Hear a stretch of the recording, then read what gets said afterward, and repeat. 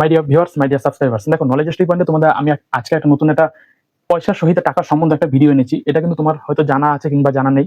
এটা ছোট থেকে বড় অবশ্যই তোমরা সবাই দেখতে পারো। তাহলে দেখতে হবে পয়সার সহিত টাকার সম্বন্ধ, ঠিক আছে? হেডিং তো 1 থেকে 9 পর্যন্ত আমি করিয়ে দিয়েছি।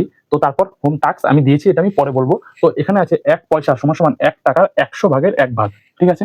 তারপরে 2 পয়সা সমান সমান 1 টাকা 50 ভাগের 1 ভাগ, ঠিক আছে? তারপরে 3 নম্বর 3 পয়সা সমান সমান 1 টাকার 100 ভাগের 3 ভাগ, ঠিক আছে? তারপরে 4 নম্বর 5 পয়সা সমান সমান 1 টাকার 20 ভাগের 1 ভাগ, ঠিক আছে?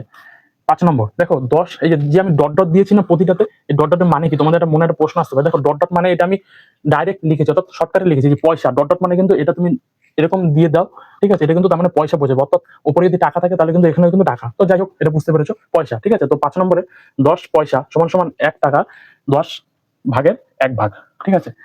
নেক্সট 20 পয়সা সমান সমান 1 টাকা 5 ভাগের 1 ভাগ, ঠিক আছে? তারপরে 7 নম্বর 25 পয়সা সমান সমান 1 টাকা 4 ভাগের 1 ভাগ, ঠিক আছে?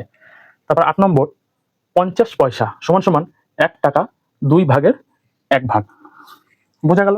তারপরে 9 নম্বর 100 পয়সা সমান সমান 1 টাকা কত টাকা হবে? আমি প্রথমে একটা ভিডিও দিয়েছিলাম যে পয়সার যে আসবে, পয়সার পরে কিন্তু তোমাদের যে এটা থাকবে যে টাকা আসবে, ঠিক আছে? সেই টাকা, তাহলে এখানে 100 পয়সা সমান সমান 1 টাকা, 1 টাকাই কিন্তু এটা হবে,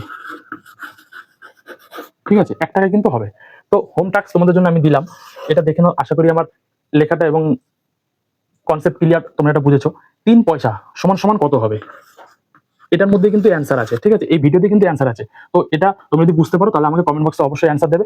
যার অ্যান্সার সঠিক হবে আমি কিন্তু লাইক করবো, ঠিক আছে? তো এই ছিল আজকে ভিডিও। থ্যাঙ্কস ফর ওয়াচিং, ধন্যবাদ।